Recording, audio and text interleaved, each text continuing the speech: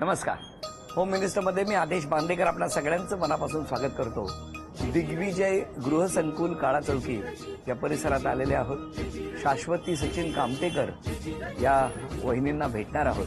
मी ज्या ठिकाणी आता उभा आहे त्याच ठिकाणी काळा चौकीचा महागणपती या ठिकाणी असतो. नेहमी प्रश्न पडतो की इतकी जवळ असलेली ही घरं आणि त्यातून हा इतका उंच गणपती कसा काय व्यवस्थित या परिसरातले सगळे कार्यकर्ते घेऊन येतात, हा खरंच प्रश्न पडतो. पण बाप्पाची लीला अगाध आहे. सुरुवात करणार आहोत आजच्या गप्पांना भेटून कामतेकर कुटुंबाला. चला.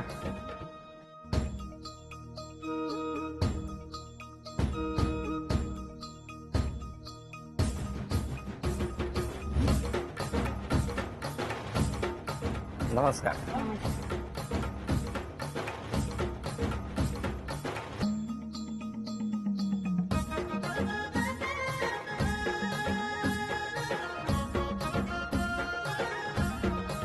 या उखाणा. नव्या युगाची नवी गाणी, कामतेकरांच्या घराण्यामध्ये आली सचिनरावांची राणी. काय सांगता हो.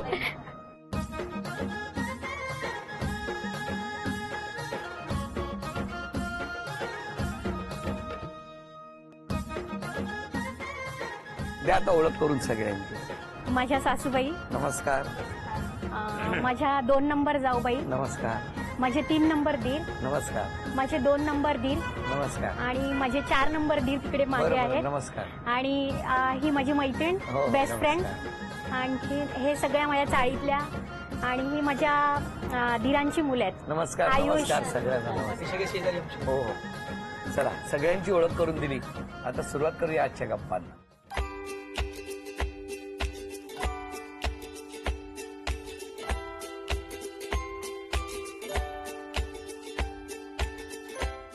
नमस्कार. नमस्कार.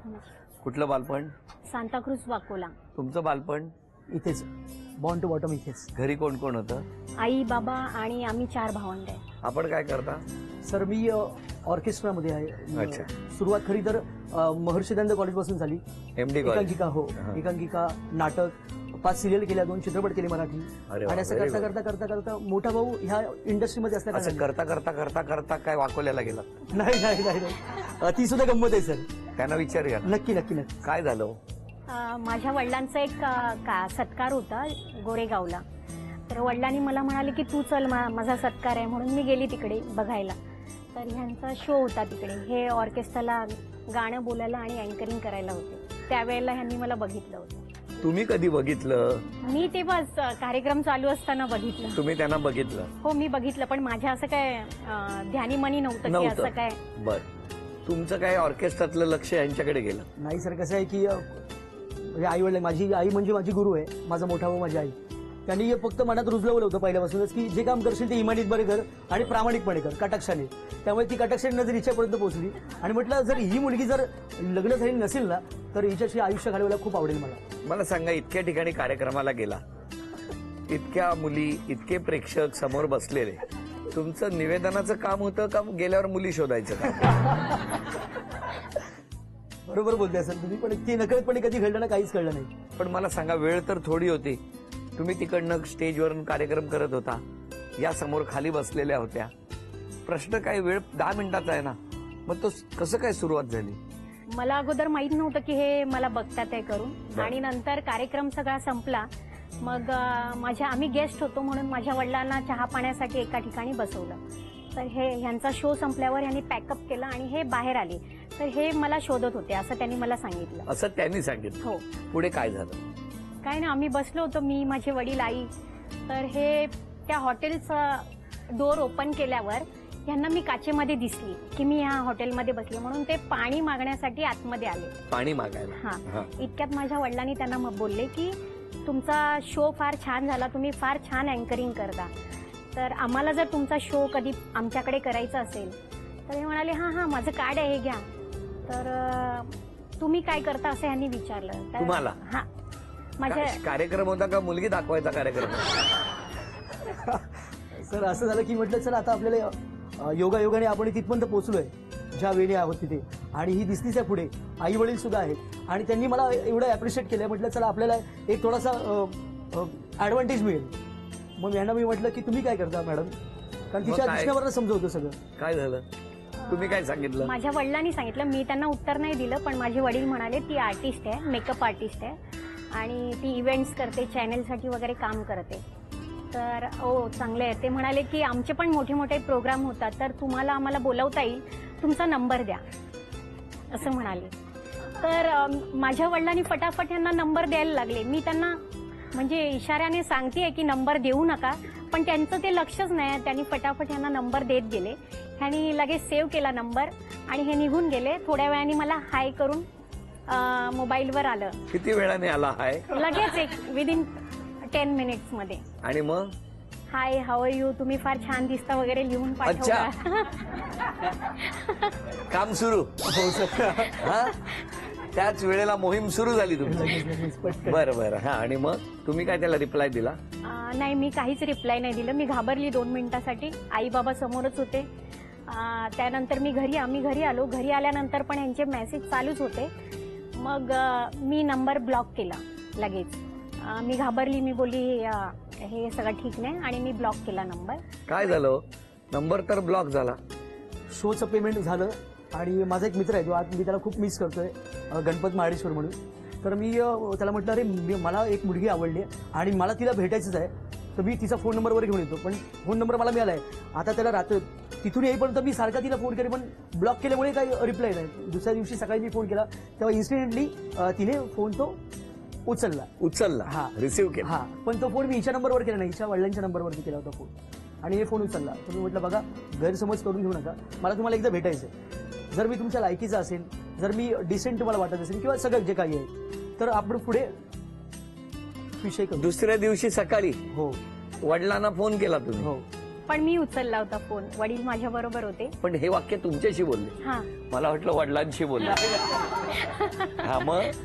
तर मी परत फोन ठेवून दिला. माझ्या वडिलांनी विचारलं कोणाचा फोन आहे. मग त्याच्यानंतर ह्यांनी डायरेक्ट वडिलांनाच फोन केला आणि वडिलांना बोलले की मला तुम्हाला भेटायचंय आणि तुमच्याबरोबर बोलायचंय करून. आणि हे सगळं किती दिवसात? हे 4-5 दिवसातच सगळं झालेलं आहे. झालेलं आहे. आणि मग? त्याच्यानंतर ह्यांनी वडिलांना भेटले. वडील पण त्याच्या दरम्यान तुम्ही नाही भेटला त्यांना? नाही भेटले. नाही बोलताना बघा, नाही, खरंच नाही काळा भेटले. चौकीचा महागणपती बघतोय तुमच्याकडे. नाही सर, मी अगदी खरी सांगतो काय की यांची एक ऑर्डर होती. हा. ह्या खूप अतिशय छान मेकअप आर्टिस्ट आहेत. ते नंतर आधी सांगा, भेटला हा. होता की नाही? तर ह्यांना नामदेव उमाजी भायका याचं सुप्रसिद्ध हॉटेल आहे, हे दुकान आहे ह्याचं बोन्साय, आय थिंक सो. हा, बांबू बोन्साय ट्री द्या, आय थिंक फेंगशुईच्या. त्यांना ते ट्री घ्यायचं होतं आणि मी फोन करून विचारलं, तुम्ही कुठे आहात? तर ते म्हणले की बघा मी कामामध्ये आहे, मी भायकाला आले, इथे आले, ह्या दुकानामध्ये मी आहे. तर म्हटलं चला आपण जाऊया. मी पटकन लागोलाग तयारी केली, तिला भेटलं. म्हटलं मला तुमच्याशी बोलायचं, त्यामुळे मला वेळ नाही बोलायला. म्हटलं फक्त 2 मिनिटं, इथे माझगावची गावदेवी आहे, तिथे जाऊन आपण मंदिरात बोलूया. तिथे जाऊन मी तिच्याशी 5 मिनिटात बोललो. का गेलात? कारण ते एवढे मागे लागले. बोलली एकदा तरी ऐकून घेऊया काय म्हणणं आहे या माणसाचं. होकार कधी दिला? माझ्या बाबांनी होकार दिला. बाबांनी सांगितलं की आम्हाला मुलगा पसंत आहे. तर पण हे 4 दिवसातच? म्हणजे कोण विश्वास ठेवेल? ह्या सगळ्या पिरियडला 1 महिना गेला. हा. पण बाबांनी म्हणजे ह्यांची पण बोलणी चालू होती. दरम्यान तुमचं भेटणं सुरू झालेलं होतं? नाही, एकदाच भेटली, ते गावदेवीच्या मंदिरामध्ये. आणि त्यानंतर बाबांनी मला सांगितलं की खरंच मुलगा चांगला आहे, आम्ही तयार आहे, आमच्याकडून एकदम होकार आहे. तर तुम्हाला पसंत आहे तर मला पण पसंत आहे. बाबांना बरं वाटावं म्हणून? नाही, असं काही नाही. पण बाबा घरातले मेन आहेत ना. नाही, बाबांना जर त्यांचा स्वभाव आवडला तर काहीतरी बघितलं असेल बाबांनी त्यांच्यामध्ये. बरोबर. मग आता किती वर्ष झाली लग्नाला? लग्नाला आता 3 महिने झाले. आजच 3 महिने झाले. फारच ताजं आहे हो हे सगळं. मला आत्ता कळलं इतकं कौतुक त्यांचं का करताय. 3च महिने झालेत. पण काही हरकत नाही. यानंतरच्या टप्प्यावर 3 गाणी हे दोघे मिळून वाजवणार आणि या सगळ्यांनी ओळखायची आहेत आणि बक्षिसं मिळवून देणार का बघूया. एक घ्या, कुठलंही गाणं घ्या. बोलायचं नाही, वाजवा.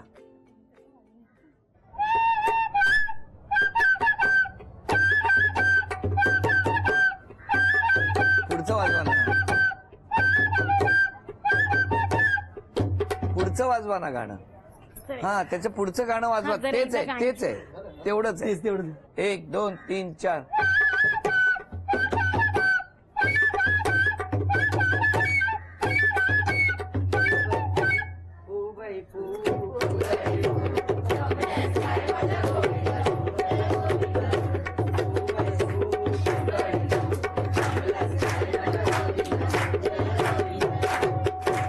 अभिनंदन.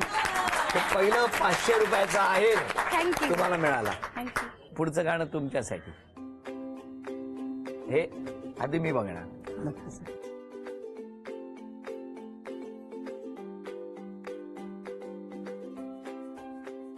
तुम्ही काय वाजवताय? नाही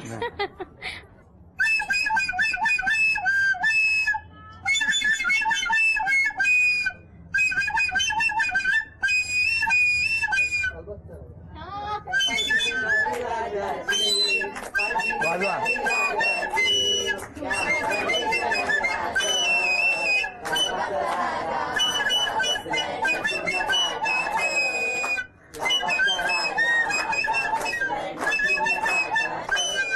हे दुसरं बक्षीस सुद्धा तुम्हाला मिळालं. अभिनंदन. आणि तिसरं गाणं तुम्ही वाजवायचं. घ्या. 1 2 3 4.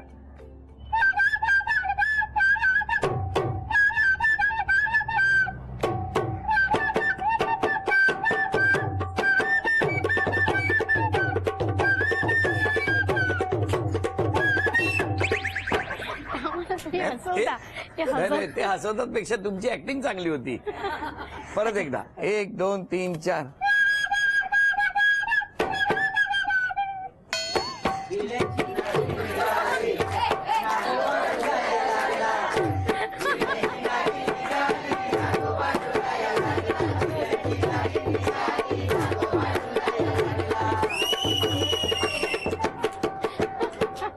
सगळ्यात महत्वाची गोष्ट अशी आहे की बासरीची त्यांनी पुंगी केली होती. पुंगी. अभिनंदन. 1000 रुपयाचं बक्षीस तुम्हाला. आणि आता 2 चिठ्ठी आम्ही जाहीर करतो. बघू कोणाची नावं येत आहेत यामध्ये. पहिलं नाव आहे गायत्री अमोल दळवी.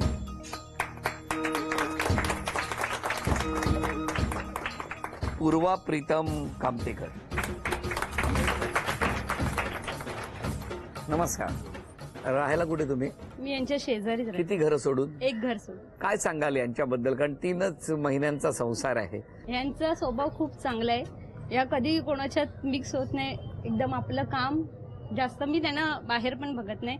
त्या बिझी असतात आपल्या कामामध्ये. स्वभाव खूप छान आहे. जेव्हा पण बाहेर भेटतात स्माइल देतात. खूप बरं वाटतं. द्या जाऊबाईंकडे द्या. कुठे असता आपण? इथेच. तुमच्या लग्नाला किती वर्ष झाली? 16 वर्ष. 16 वर्ष. म्हणजे जेव्हा लग्नाचा विषय आला तेव्हा काय प्रतिक्रिया होती तुमची? काय रे, कधी लग्न व्हायचं, कधी घरी येणार आहे. म्हणजे येत जात होती ती, तरी पण म्हणजे आपलं माणूस कधी येतं असं झालेलं. आल्यापासून 3 महिन्यात त्यांनी काही काम केलं का फक्त मेकअपच करतात? नाही, करते. घरात मदत करतात? हो. काय कसा स्वभाव कसा आहे? स्वभाव खूप छान आहे. काय बदललं पाहिजे स्वभावात? नाही, काही नाही बदलायचं. आहे तशीच राहू दे. हो. आणि ह्यांचा काय अनुभव आला 3 महिन्यात? मी त्यांना आईसारखंच समजते. मी जेव्हापासून आली आहे या घरामध्ये त्यांनी मला खूप हेल्प केली आहे. कारण मी सारखी बाहेर असते, पण मी जेव्हा पण येते त्या माझ्यासाठी जेवण वगैरे रेडी ठेवतात. अरे वा. म्हणजे त्यांना असं नसतं की ही बाहेर काम करते मग हिने घरी येऊन पण सगळं लक्ष दिलं पाहिजे. मी नसली तरी त्या मला खूप हेल्प करतात आणि अच्छा. सांभाळून घेतात. त्यामुळे माझ्या आईसारख्याच आहेत. त्यांना मी त्यांच्या मिस्टरांना मी माझे वडील समजते आणि ह्यांना आई समजते. तुम्हाला दोघींना म्हणजे छोटासा घरात 3 वस्तू लपवून ठेवल्या. त्या तुम्ही 2 आणायच्या. म्हणजे तुम्ही एक चांदीचं नाणं आणायचं. त्यानंतर तुम्ही चांदीचा कुंकवाचा करंडा. आणि शेवटचं वाक्य मी सांगितल्यानंतर तुम्ही जाऊन अन्नपूर्णेची मूर्ती आणायची. वेळ 1 मिनिटाची आहे. एक वाक्य वाचत जाणार. त्या वाक्यामध्ये ते ठिकाण दडलेलं आहे. त्या ठिकाणाच्या बाजूला असलेली चांदीचं नाणं घेऊन यायचं तुम्ही. पहिलं वाक्य आहे विठू माऊली तू माऊली जगाची. इथे टीव्हीच्या बाजूलाच. हा, वरती किंवा खाली पण बघा. चांदीचं नाणं असेल चांदीचं तर नाणं घेऊन आहे यायचं. किंवा खाली पण गणपती तिथे आहे विठ्ठल. लवकर. पटकन. तुमच्यासाठी ठेवा पटकन. या टोपी खाली दडलंय काय?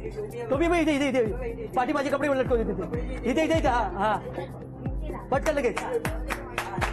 चांदीचा लवकर. कुंकवाचा करंडा. आतापर्यंत 30 सेकंद झाले. फटाफट लवकर बस. आणि शेवटचा क्ल्यू आहे मिस्टरांसाठी. माझ्या देव तारी त्याला कोण मारी. 10 9 8 7 6 5.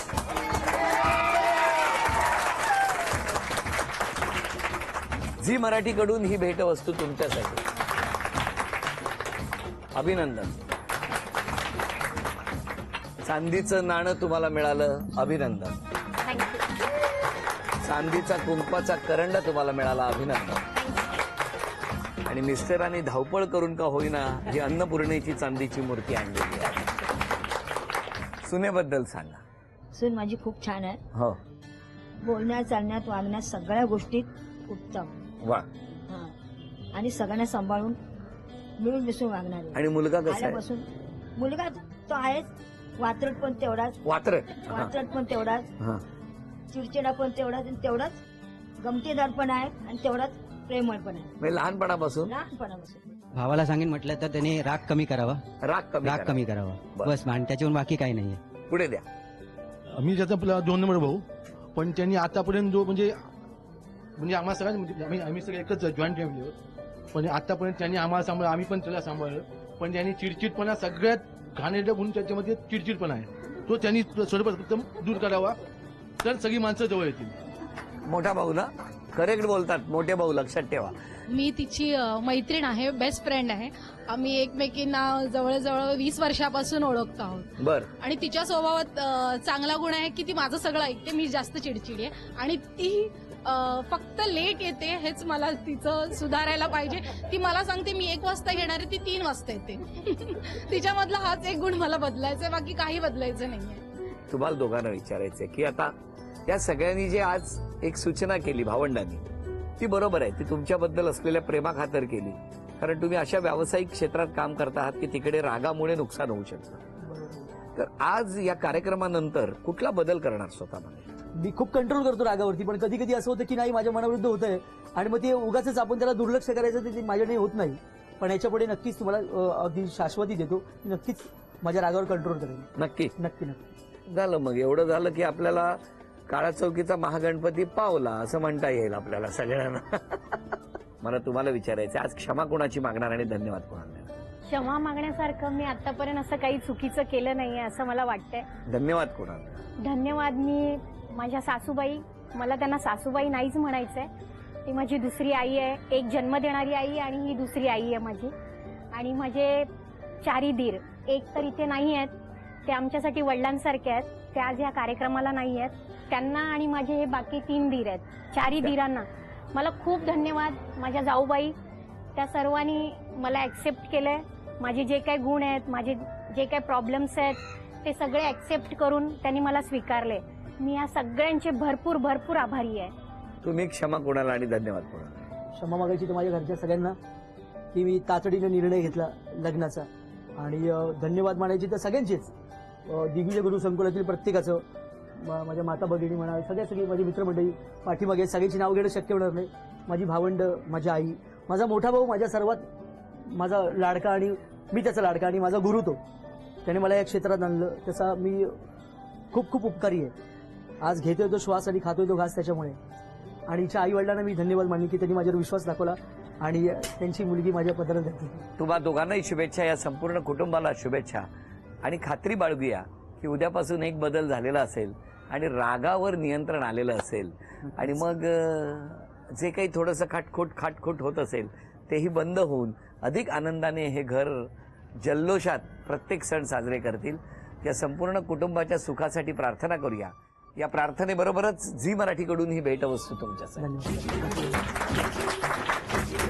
आणि वहिनींना तथास्तु पुणे यांच्याकडून मिळते आहे पैठणी.